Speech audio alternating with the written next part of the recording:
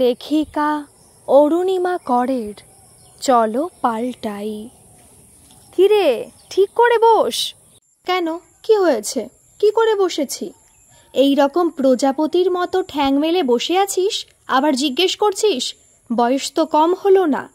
কোনো মেয়েকে এইভাবে বসতে দেখিস? মানে আমি আমার বাড়িতে আমার খাটে বসে একটু ল্যাদ খাচ্ছি, তাও আবার নাইট ড্রেস পরে। ন্যাকেডও নয়, সেখানেও এটিকেট মানতে হবে? ও গড হেল্প মি। তুই এটা কি কালারের ফোন কভার এনেছিস? পিঙ্ক? হ্যাঁ, তো আর কি হবে মেয়েদের phone cover colour? Black, brown, what else? Are you nuts? তুই কি জাস্ট 90s হিন্দি সিনেমা দেখে এলি, যেখানে ওই সব বোকা বোকা ডায়লগগুলো হতো? মেয়েরা পিঙ্ক ভালোবাসে বলে ওদের নাম পিঙ্কি হয়, আর ছেলেরা ব্লু ভালোবাসে বলে বিল্লু। Just disgusting. যা নিয়ে যা, কাল চেঞ্জ করে কোনো সোভার কালার নিয়ে আসবি। হ্যাঁ রিনি আছে, এই নাও কথা বলো। হ্যাঁ মা বলুন। শাখা পলা তো বিয়ের 6 মাস পর থেকেই পড়ো না, এখন নোয়ার সিঁদুর পরাটাও ছেড়েছো দেখলাম ফটোতে। তাই এইটাও কি ভুলে যাও যে তোমার এই স্ত্রী অলঙ্কারের সাথে আমার ছেলেটার ভালো মন্দও জড়িয়ে আছে? এও স্ত্রী বলে কথা, তাই একটু স্টাইল ভুলে তো পড়তে পারো। আচ্ছা মা, বাপি বা আপনার ছেলেকে দেখে লোকজন কি করে বুঝবে যে ওরা ম্যারিড? মানেটা খুব সাধারণ। শুধু আমাদের মেয়েদের আমরা ম্যারিড এটা বোঝানোর জন্য সিম্বল বয়ে বেড়াতে হবে কেন? কই কোনো ছেলেকে তো কোনো দিন এইসব প্রুফ দিতে হয় না কেন? তারা ছাড় পায় কোন যুক্তিতে? আর শাখা সিঁদুর নোয়াতেই যদি স্বামীর আয়ু আর ভালো মন্দ ডিপেন্ড করতো, তাহলে সেজো মাসি মানে আপনারই বোন অত ছোট বয়সে বিধবা হতেন, বা উপরে জেঠু অত কষ্ট পেয়ে অকালে মারা যেতেন? আপনার মুখ থেকেই শোনা সব ঘটনা, আর আমি নোয়া আর সিঁদুর এখনো পড়ি। আপনার শুনতে খারাপ লাগবে, তাও বলছি ওগুলো পড়ি সমিতের জন্য নয়, আমার নিজের পার্সোনালি ভালো লাগে তাই। ভালো বা মন্দ থাকাটা ডিপেন্ড করে নিজের কৃতকর্মের উপর, পরিবেশের উপর, ফ্যামিলির বাদবাকি লোকেদের উপর। এই সব ভালো থাকলে যে কোনো মানুষই ভালো থাকবে। কজন বাকি আছি আমরা? 9, তাই তো? ওকে দেন 12টা বিয়ার। আর তোদের কার কি কোল্ড ড্রিঙ্কস চয়েস একটু ঝটপট বল তো। আমরা সকলে কোল্ড ড্রিঙ্ক খাবো, তোকে সেটা কে বলল? মানে তোরা কি আমাদের মতো মাল টানবি নাকি? হ্যাঁ, না টানার কি আছে? Are you serious? না মানে মেয়েদের ড্রিঙ্ক করাটা ঠিক কি ভালো দেখায় না? না মানে not good for health also. আর ছেলেদের জন্য গুড ফর হেলথ বুঝি। You can't get my point. I can. Now you listen to me. আমরা যে 5 জন মেয়ে আছি এখানে, তারা প্রতিদিন খাই না। অকেশনালি, তাও তিতলি তো খাই না, because she Kant stand the smell. আমরা 4 জন ভালো লাগে বলে খাই। মেয়ে বলে খাওয়া উচিত নয়, এই সব ধ্যান ধারণাগুলো এখন চলে না। ড্রিঙ্কস, স্পেশালি অতিরিক্ত ড্রিঙ্কিং সকলের ক্ষতি করে। অফকোর্স ধরন আলাদা, বাট করে। সো এইসব যুক্তি দেখাস না। আর আমরা সকলে ম্যাচিওর, প্রত্যেকের আলাদা choice. So try to honour that, okay? তিতলিকে জিজ্ঞেস কর ও কি নেবে। আমরা 4 জনই বাকার্ডি নেব। মানে তোরা বাচ্চাই নিবি না কেন? তোদের বাচ্চা ভালো লাগে না?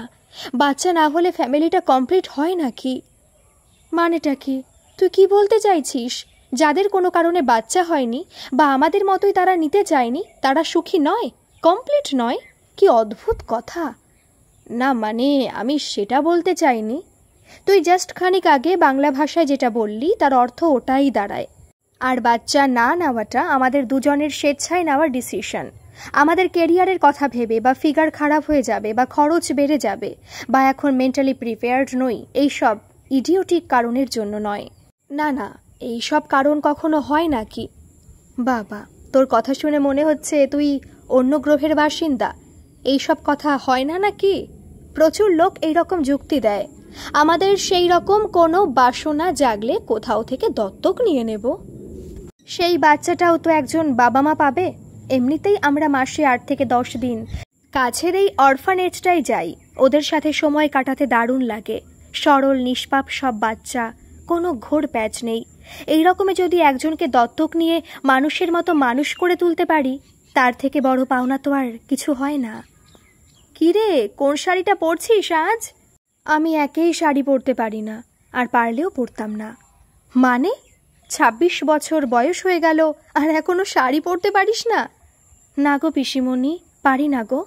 কেন, সংবিধানে কি লেখা আছে নাকি যে এই বয়সের মধ্যে শাড়ি পরতে না পারলে আমাকে শুলে চড়ানো হবে? নাকি মেয়ে মানেই শাড়ি পরতে হবে, স্পেশালি আবার যখন পাত্রপক্ষ আসছে?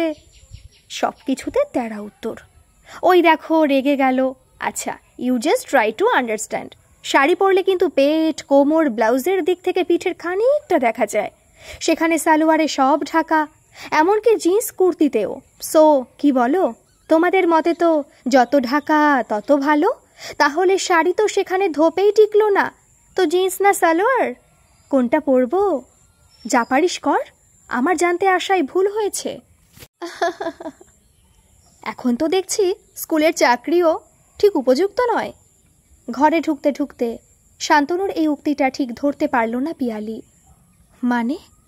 না মানে যতদূর জানি স্কুল ছুটি 4টেতে, আর এখন বাজে 6:15। একদিন অফিস থেকে একটু তাড়াতাড়ি ফিরে এসে যে চাটাও মুখের সামনে পাবো তা নয়, সে নিজেকেই করে নিতে হলো। বিয়ের পরও যেন ব্যাচেলার লাইফ লিড করছি। প্রথমত স্কুল 4টেতে ছুটি হলেও সব কিছু গুছিয়ে বের হতে হতে আমাদের প্রায় সকলের 4:30 বাজে। আর সেটা প্রতিদিনকার ঘটনা। 4:55 লোকালটা ধরি, কিন্তু বাজার করতে গিয়ে দেরি হলো। 3 দিন ধরে বলেও তোমাকে দিয়ে সবজির বাজারটা করানো যায়নি। এমনকি প্রতিদিন তাসের আড্ডায় যেতে পেরেছো, কিন্তু বিমলদার বাড়ির ঠিক নিচে যে বাজার বসে সেখান থেকে সবজি কিনতে পারোনি কেন, তার উত্তর জানা নেই। দ্বিতীয়ত, তুমি আজকে আগে আসবে জানতাম না। অবশ্য জানলেও আজকে আগে বেরোনো সম্ভব ছিল না, সামনে এক্সাম, প্র্যাকটিক্যালের চাপ ছিল। তোমার কাছে যেমন তোমার জবটা খুব ইম্পর্টেন্ট, আমার কাছেও ঠিক তেমনি। তা সে তোমার থেকে 2000 টাকা কম মাইনে হলেও। আর তৃতীয়ত, বিয়ে করা মানে মুখের সামনে চা ধরা নয়। কারণ যতদূর মনে পড়ে তুমি কোনোদিন আমাকে 1 গ্লাস জলও গড়িয়ে দাওনি। সেই রকম হলে একটা রাত দিনের কাজের লোক রেখে দিতে পারতে। আর ফিজিক্যাল নিডের জন্য কোথায় যেতে হয় সে তো ভালো করেই জানো, তাই না?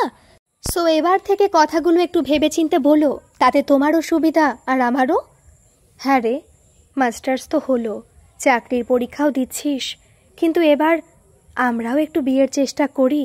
কারণ আজ বললেই কাল বিয়ে তো হয়ে যাচ্ছে না। দেখবি দেখাশোনা করে সব ফিক্স করতে করতে 6 মাস 1 বছরও লেগে যাবে। আর ততদিনে রান্নাটাও শিখে নে, নইলে শ্বশুর বাড়িতে গেলে সকলে আমারই নিন্দে করবে, বলবে মা কিছু শেখায়নি। সেটা শুনতে ভালো লাগবে তখন। আচ্ছা মা, ছেলেমেয়েরা কিছু খারাপ করলেই মায়ের নামে দোষ হয় কেন গো? সবসময় বলছি না, but in most of the cases. কি জানি, এটাই তো হয়ে আসতে দেখেছি এতদিন। অথচ কোনো মাই কিন্তু তার সন্তানকে খারাপ করতে শেখায় না। এক্স্যাক্টলি। অথচ দেখো, খুদ খুঁজে পেলেই মায়ের দোষ। আমার ক্ষেত্রেই দেখো, মাস্টার্সে অত ভালো রেজাল্ট শোনার পর সকলের কি ভাষণ, হবে না যেমন বাবা তেমনি মেয়ে। অথচ এরা কয়জন জানে যে তুমিও মাস্টার্স, তাও আবার হোল ইউনিভার্সিটিতে 1st ক্লাস 3rd।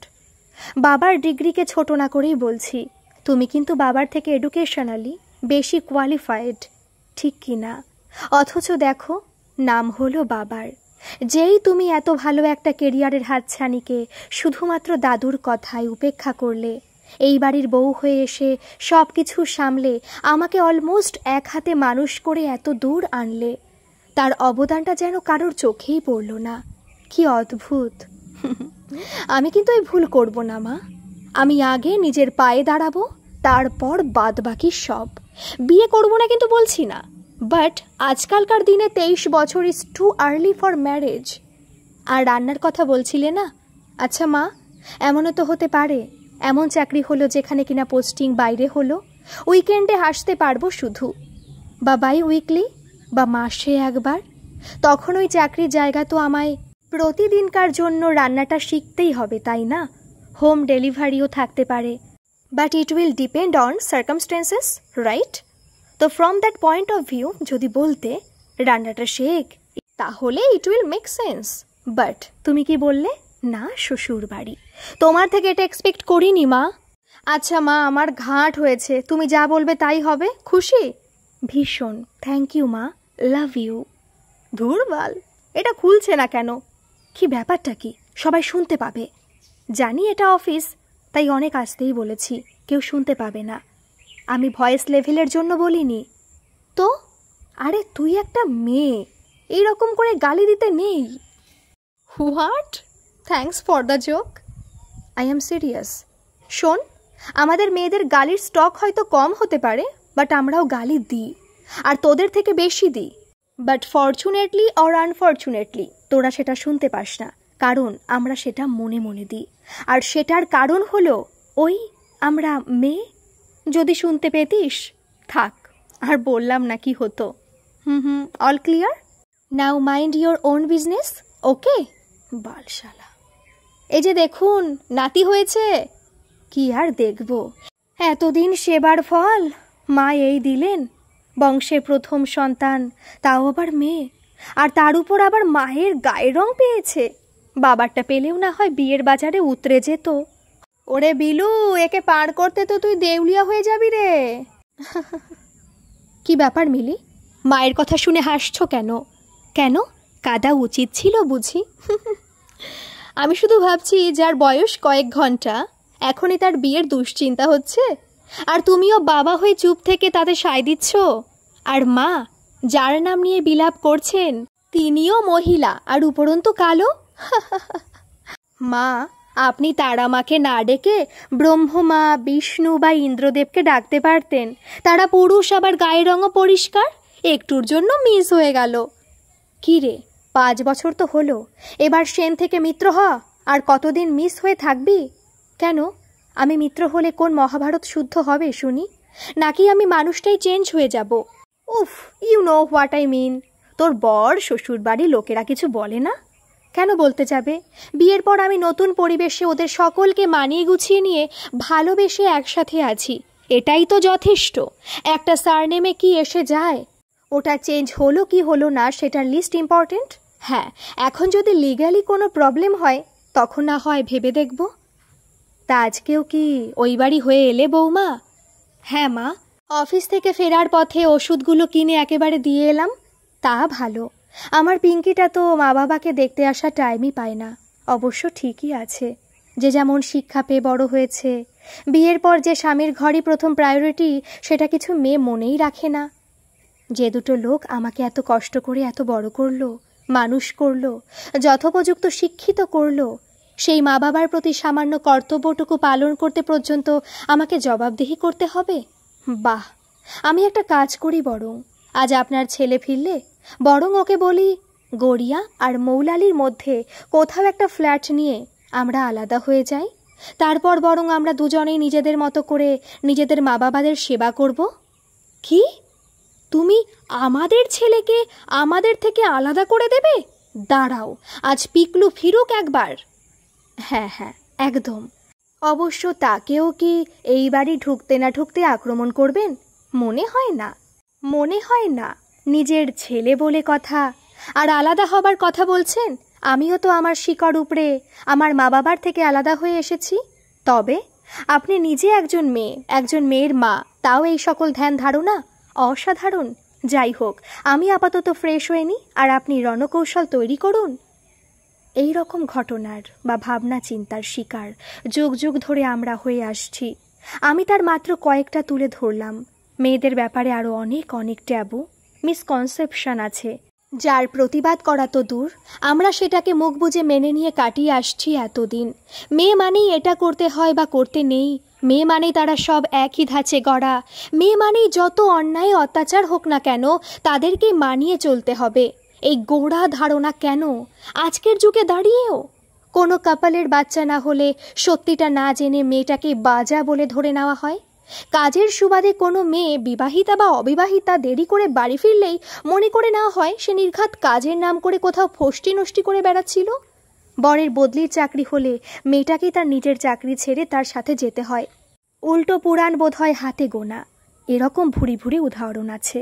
কেউ প্রতিবাদ করলে তার কপালে জোটে বিভিন্ন ট্যাগ, অসভ্য, বেহায়া, অভদ্র, ফেমিনিস্ট, বাঁচাল, আরও কত কি। এতে শুধু ছেলেরা নয়, মেয়েরাও সমানভাবে দায়ী। বাড়িতে দেখেই তো বাচ্চারা শেখে, বড় হয়। তাই আসুন না, অন্য কারোকে দোষারোপ না করে আগে বাড়ির পরিবেশটা চেঞ্জ করি। মেয়েদেরকেও মানুষ হিসেবে দেখি, তারা যে যে সমানাধিকারের দাবিদার তাদের সেটা দিই। জাতি, ধর্ম, বর্ণ নির্বিশেষে সকল মেয়েদের সম্মান করি। জানি অনেক জ্ঞান দিয়ে ফেললাম, কিন্তু একটু ভেবে দেখবেন।